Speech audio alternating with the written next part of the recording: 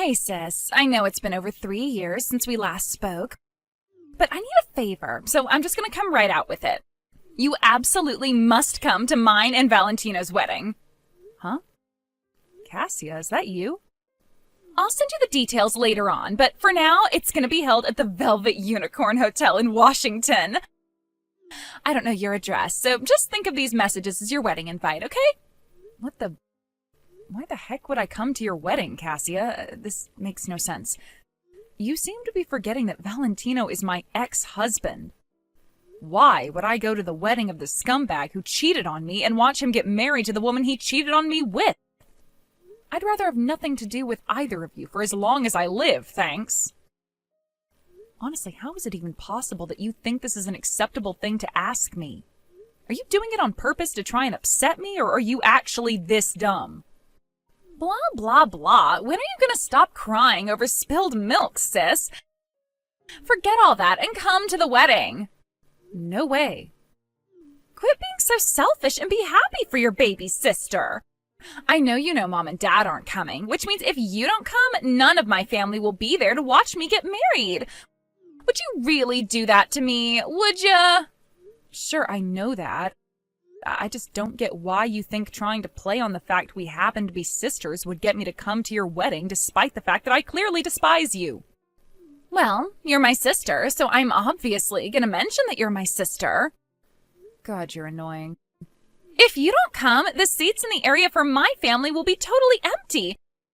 Which means you are most definitely absolutely coming, and that's that. I won't take no for an answer, so quit arguing and accept it already. Why am I only part of your family when it suits you? Toodles! I see you're just as stubborn and arrogant as ever. I'd have to be out of my mind to go to your wedding. Indigo, what are you doing? Where are you? Hurry up and get your ass to the wedding. Me and Valentino were struggling to get enough family members to come as it is. The last thing we need is you going all no-show on us at the last minute. People are going to think both of our families hate us if you don't come and fill the seat we prepared for you. Look, sis, I'm serious. You have to come. Hurry up and get to this hotel now. Oi, Indigo! Hey, I can see you read my message. Oh, hey, Valentino. It's been a while. I'm pleased to see you didn't block me. I know I might be your ex-husband, but that would just be childish. Actually, I did have you blocked until Cassia started harping on me about how I had to attend your guys' wedding. I had a feeling you might try reaching out to me, so I unblocked you just in case. I could have just blocked you both, but I figured if I did that, she might start bugging my friends to try and track down my address or pull some other crazy shenanigans. I can assure you I'll be blocking you again as soon as I determine your insane fiancé poses no threat of causing a nuisance to my friends. Threat? Don't be ridiculous. Anyway, forget that crap. All that matters is that we can message each other. Did you want something? Do I seriously have to spell it out? I think you know why I'm here. Me and Cassia are getting married today. We prepared you a seat in the family area, so if you don't come and fill it, we're gonna look stupid. This isn't the time for messing around, okay, Indigo? You owe this to your baby sister. I get that you're probably still not over me, and that every day without me in your life must be a struggle.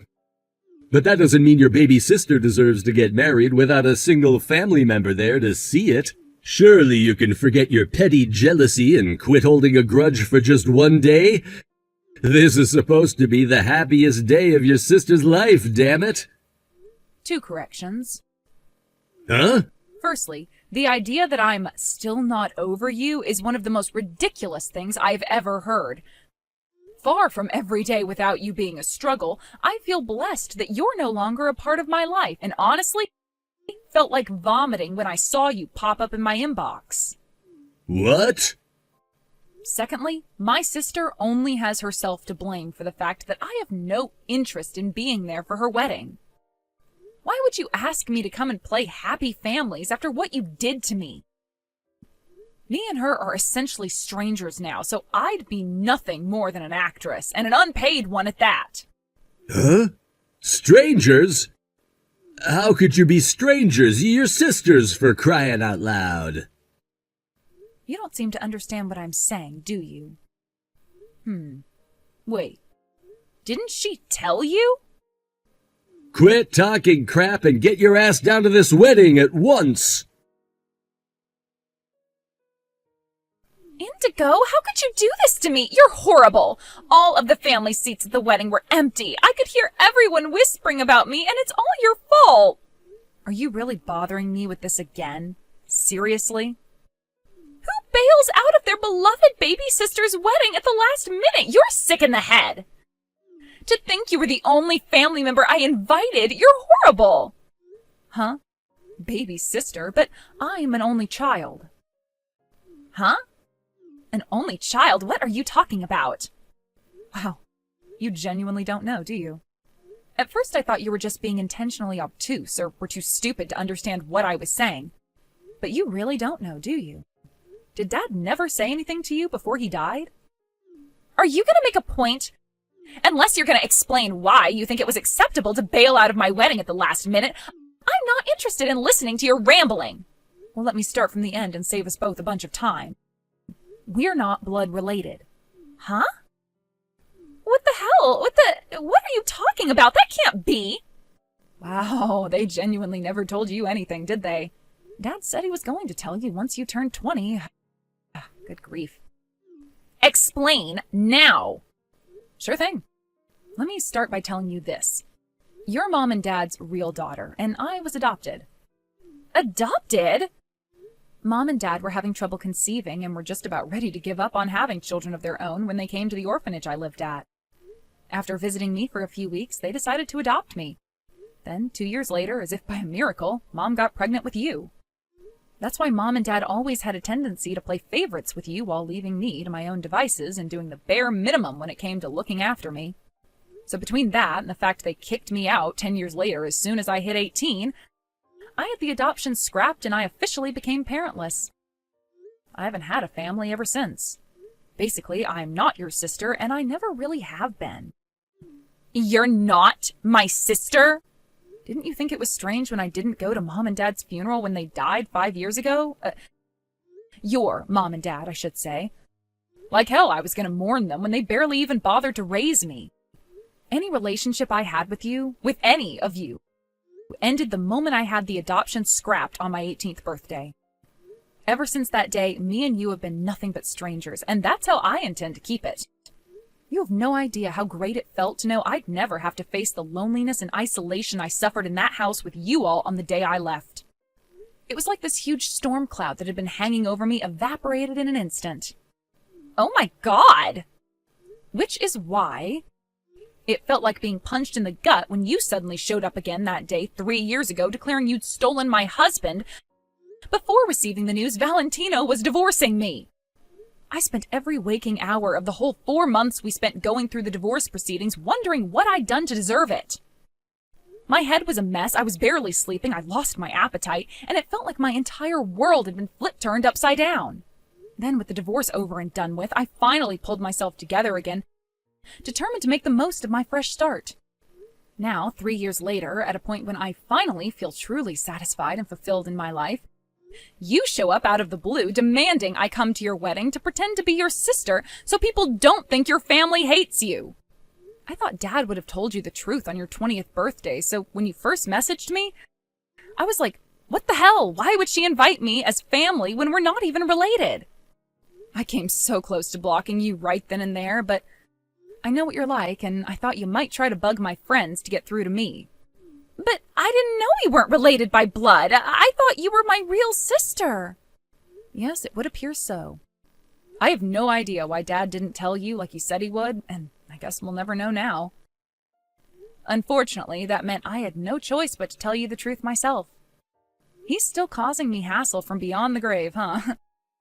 It's kind of ironic when you think about it. I can't blame you for not knowing, and I don't hold that part against you, but I hope you understand this means that me and you are done once and for all, Cassia. So, if we're not blood related... Right, your mom and dad were both only children, and none of your aunts and uncles are with us anymore. I guess if you really tried, I don't know, maybe by using one of those family history tracking sites or something, you could probably find a distant relative, but you'd still be total strangers. And I doubt they'd go out of their way to come to your wedding on such short notice just to fill a frickin' seat. Oh my god, you're right, I have no one! There isn't a soul left in the world I can call family! I have nothing further to say. We are done here. Indigo, no! Goodbye. Indigo? Are you there? Where are you? I need to know where you are, like, right now! Huh? Why are you messaging me again? Listen, me and Valentino got a divorce! Jesus, seriously? But it's barely been a week since you got married. I know that, but well, that jerk was after my mom and dad's inheritance money all along. What? I don't know why, but he was convinced I inherited a bunch of money when they died 5 years back. It's like he had this wild idea stuck in his head, and no matter how many times I tried to set the record straight, he just wouldn't let it go. It got so ridiculous, I thought he was joking.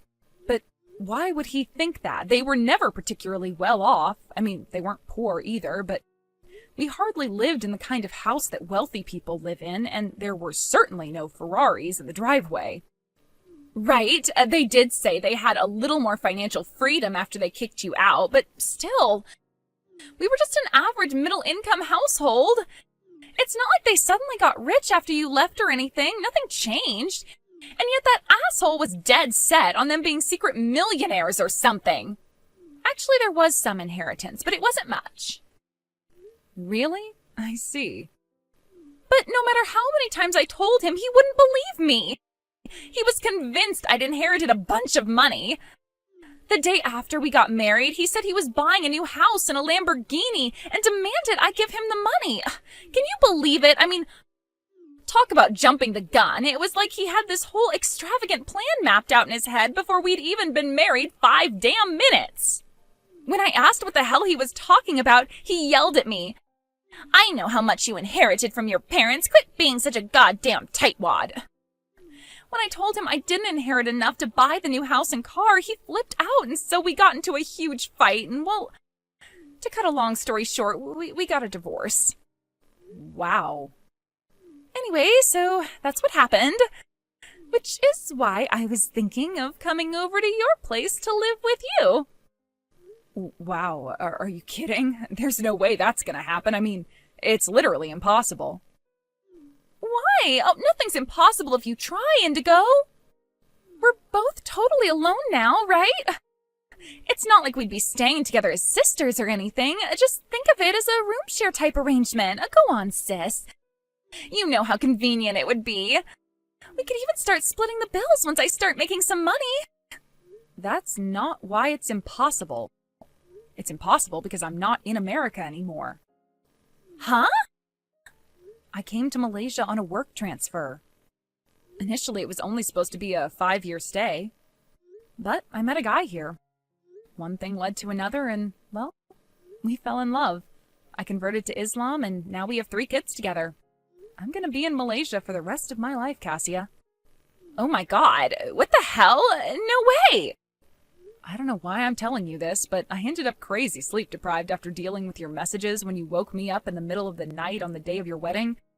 Time zones can be a bitch. Oh my god, so you don't even live here anymore? Oh, this is bad, bad, bad. But this means I'm totally alone without a soul in the world to rely on. Oh my god. This sinking feeling in the pit of my stomach, what is it? I have no one to turn to, no one to lean on for support. No one I can even call a friend. Listen, Cassia, I'm not gonna pretend that doesn't totally suck for you, because it does. But even if I was still living in America, there's still no way I'd do a room share with you. Heck, you couldn't even pay me to. What? Why not? Do I seriously need to spell it out? Duh, I'm asking because I don't understand. I guess it's not such a surprise that someone with a tendency for destroying people's lives by stealing their husbands would also be totally lacking in self-awareness. Huh? What does that mean? Explaining it would be pointless. You have to think about this by yourself. Anyway, I think we're done here. We are? We're walking along different paths, Cassia. Shall we just call it a day here? There's nothing to be gained from dragging this out a second longer. But you're my big sister! No, I'm really not. Indigo! Goodbye, my ex-sister. Indigo, are you there? Let's get married again. I've been doing some serious soul searching, and I think I'm ready to give things between us another shot. So what do you say, babe? Shall we reignite that old flame and dive back into our sweet love adventure together? You see, babe, life's just not the same without you by my side. And I'm willing to do whatever it takes to make things right between us. Me and Cassia got a divorce. I live in Malaysia now, so I can't. Sorry. Malaysia? I'm here on a work transfer. I'm also married with 3 kids, so I'm probably going to be spending the rest of my life here. Which is why the whole remarriage thing is going to be, difficult. What? What the hell am I reading? I heard about the divorce from Cassia, and I'm pretty sure I more or less know how it went down. You did? Yep. So I'm sorry, hon, but this ain't gonna happen how you thought it would. Indigo! Kindly never message me again for the rest of your life. Thanks. After that, I received a series of updates on the whole Cassia and Valentino situation from an old friend back in the States. Apparently, the whole thing started to disintegrate when Valentino quit his job, thinking he was set for life, having just married a woman in possession of lavish amounts of inheritance money. Of course, me and you know that that money never existed, and it wouldn't be an exaggeration to say that hopelessly deluded serial cheater's world fell apart when he found out. Last I heard, he currently spends his days desperately looking for a job while the deadline on his overdue rent payments looms ever closer. As for my ex-sister Cassia, it turns out she was hoping Valentino would provide for her for the rest of her life, because she quit her job as soon as they started dating. Kinda ironic how they were both after each other for the same thing, huh? I heard from an old friend that they regularly bump into each other at the job center. And every time they do, security have to be called to separate their vicious fights, and more often than not, the cops end up being called. As my friend puts it, I don't see why they don't just stop being stubborn and go to a different job center. To be fair, she has a point.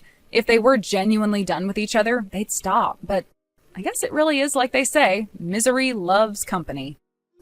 These are just some of the philosophic musings I indulge in while reading my book, drinking my coffee, and eating scones out on the sun lounger in my backyard in the scorching Malaysian heat.